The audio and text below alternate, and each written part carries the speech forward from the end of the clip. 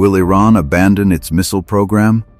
This is the question everyone outside Tehran keeps asking. But the answer isn't as simple as headlines make it seem.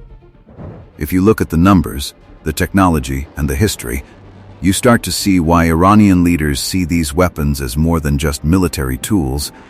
They are lifelines. Many people think of missiles as a flashy threat, something that sits in silos or launch pads waiting for orders.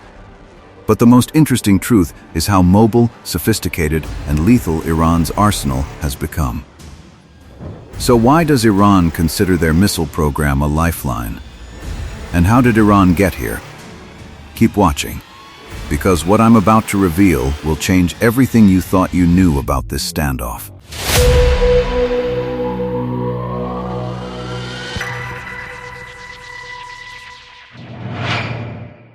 Iran's ballistic missile force isn't a token weapon or something small that most people picture when they hear missiles.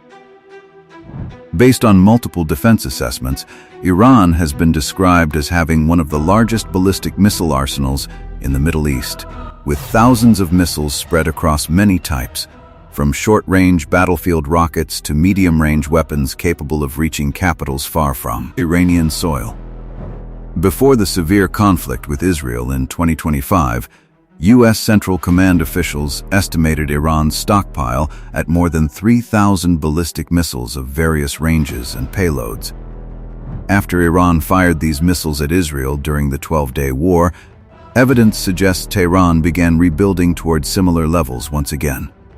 Most of these missiles are not antiques from decades ago. There are solid examples of advanced models like the Ghadr 110, capable of flying 1,800 to 2,000 kilometers with a warhead of several hundred kilograms, meaning it can reach targets far beyond neighboring states.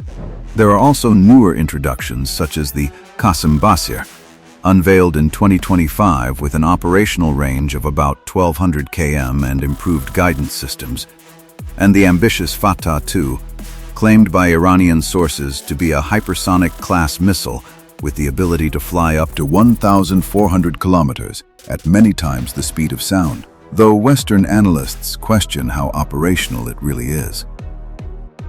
To put these numbers in perspective, a missile flying 2,000 km can cover the distance from Tehran to places like Tel Aviv, Ankara, Cairo, and even parts of southern Europe. That's not a local defense weapon. It's a tool that can project force region-wide. When Iran fired missiles in its major conflict with Israel in June 2025, hundreds were launched in a short period, forcing intensive engagement by Israeli air defenses and U.S. systems deployed to help protect Israeli territory. International observers counted as many as 500 missiles entering Israeli airspace, and defense officials claimed the interception rate was high, but each launch imposed enormous strain on the multi-layered networks designed to stop them. Yet there's a side most people outside defense circles don't hear. Iran's missile arsenal, even if considered potent, isn't static. It has been reshaped by foreign cooperation from states that have clear reasons to help Tehran challenge U.S. influence. For decades, North Korea shared technology that laid the foundation for Iran's early medium-range ballistic missiles. Western defense analysts trace the origins of Iran's Shahab-3 series to North Korean designs, meaning Tehran didn't entirely reinvent these missiles. It stood on the shoulders of foreign expertise. Russia's role is even more surprising to many. In recent years, Iran reportedly sent hundreds of its own ballistic missiles to Russia, deepening military cooperation with another Washington adversary. Around 400 missiles, mostly from the short-range Fateh 110 family, have reportedly been part of this transfer, according to multiple sources citing Iranian officials. These are the same type of missiles Iran uses for regional combat, road mobile, hard to target, and able to strike hundreds of kilometers from launch points. Russia and Iran are also tightening their cooperation on nuclear energy. On February 18, Sergei Tsivilev, Russia's energy minister, said Moscow and Tehran are discussing the construction of new nuclear power units in Iran. These plans are meant to expand on the existing Bushehr nuclear power plant, which Russia already helped build. Work is still moving ahead on the second and third reactors at Bushehr, and officials are also talking about adding both large and small reactor units in other parts of the country, depending on Iran's future energy needs. This partnership goes beyond planning. In September 2025, Iran and Russia signed a major $25 billion agreement to build new nuclear power plants in southeastern Iran, locking in long-term cooperation on civilian nuclear energy. Then there's China. Chinese assistance hasn't shown up in dramatic missile parades, but it plays a quiet and critical role. Covert transfers of key missile fuel precursors, essential chemical compounds Iran needs to keep its production lines running, have been reported in recent years. These materials allow Tehran to convert basic chemicals into ammonium perchlorate, a component Iranian engineers use to make the rocket propellant for many ballistic and cruise missiles. This isn't trivial. It means China has helped Iran keep its arsenal production going even in the face of deep sanctions that otherwise would have choked off supplies. At the same time, Iran's defense ties with China appear to be growing. During Iran's Air Force Day celebrations on February 8, Chinese military officials presented a scale model of China's J-20 stealth fighter to an Iranian Air Force commander. While symbolic, the gesture was widely seen as a signal of closer military relations. There are also unconfirmed reports that Iran could receive advanced Chinese military equipment, including modern fighter jets, air defense systems, and radar platforms. According to these reports, such transfers could be linked to oil deals, with Iran supplying up to $2 billion worth of crude exports in exchange. While none of this has been officially confirmed, the reports add to concerns in Washington and Tel Aviv about Iran strengthening both its energy base and its military capabilities at the same time.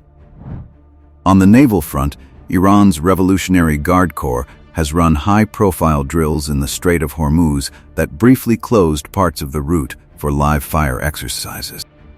The IRG called the drill smart control of the Strait of Hormuz and tested live-fire missile launches, fast-attack speedboats, drone operations with signal jamming, and precision strikes on fixed and moving targets, moves meant to show Iran can control or disrupt traffic through the choke point if ordered by leadership.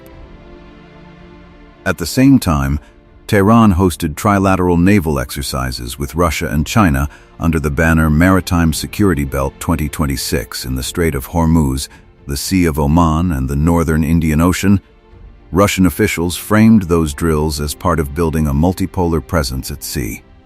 And a separate Russia, Iran drill on Feb 19 practiced responses to hijacked ships. Russian presidential aide Nikolai Patrushev framed the joint drills as part of building a multipolar world order on the oceans to counter Western dominance. In these exercises, Iranian forces demonstrated missile firing in concert with naval operations, signaling not just production, but doctrinal use of these weapons in integrated warfighting. This takes us to the core question: why do Israel and the United States fixate on Iran's missiles? Many explanations you hear in mainstream commentary treat the missiles as potential delivery systems for nuclear weapons. But a deeper look shows there's something more basic. Missiles change the balance of power. Israel might have advanced air defenses, but those systems are expensive and limited. The rockets Iran can fire cost somewhere between $200,000 to $500,000 per missile in production, while each interceptor used against them can cost $1 million to $3 million or more. In a prolonged barrage, the economic effect alone can drain a country's resources much faster than the attackers. So why will Iran never abandon its missile program? Iran kept trying diplomacy. In 2015, Tehran reached the Joint Comprehensive Plan of Action, the nuclear deal, and took major, verifiable steps back from sensitive enrichment activity under intense inspection. Then the United States walked away in 2018, reimposed crushing sanctions, and effectively pulled the rug from under the arrangement. Imagine agreeing to strict limits, letting inspectors in, then watching sanctions wipe away your economy months later. That experience left a scar Tehran still feels. If you doubt how deep the mistrust goes, look at the covert hits that followed.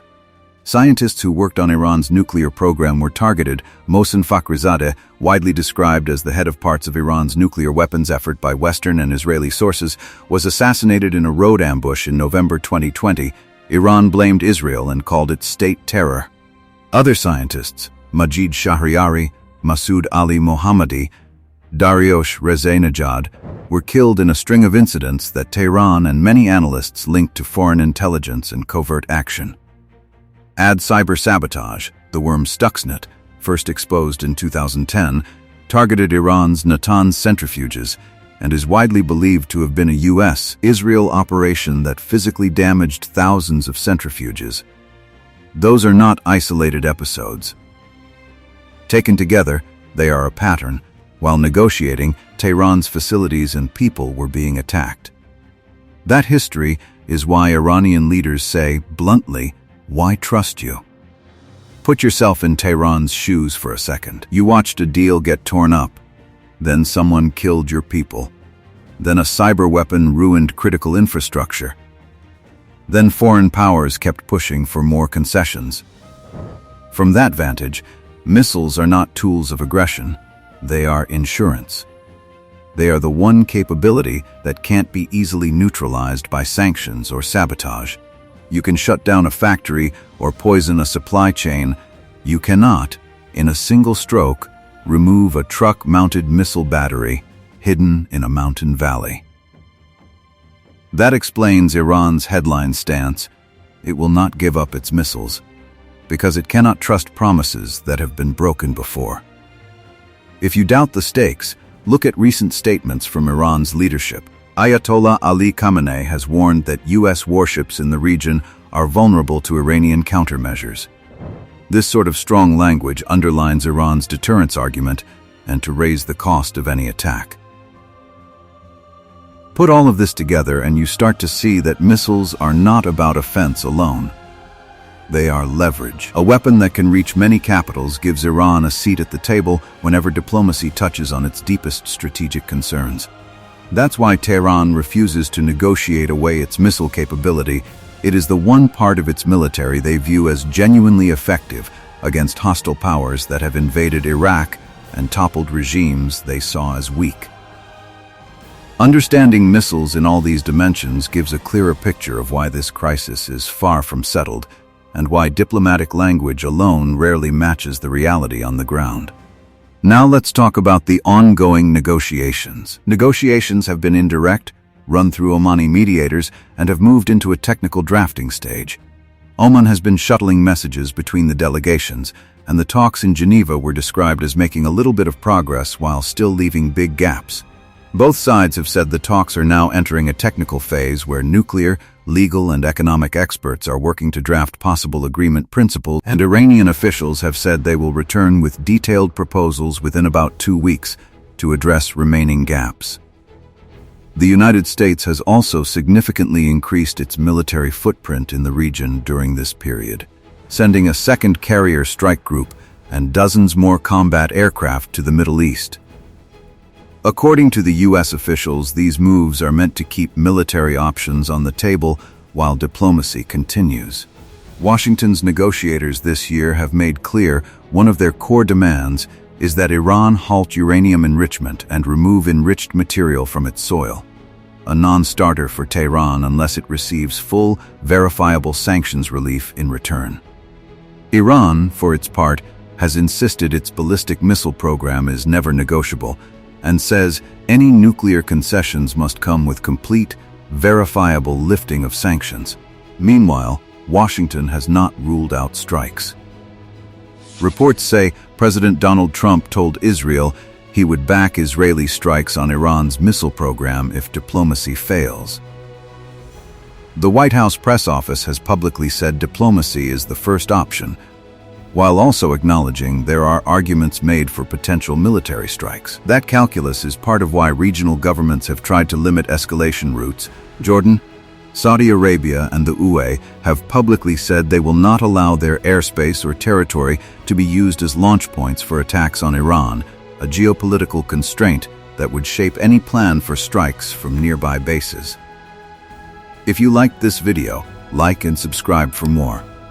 Comment your thoughts below. We want to hear from you. Thanks for watching.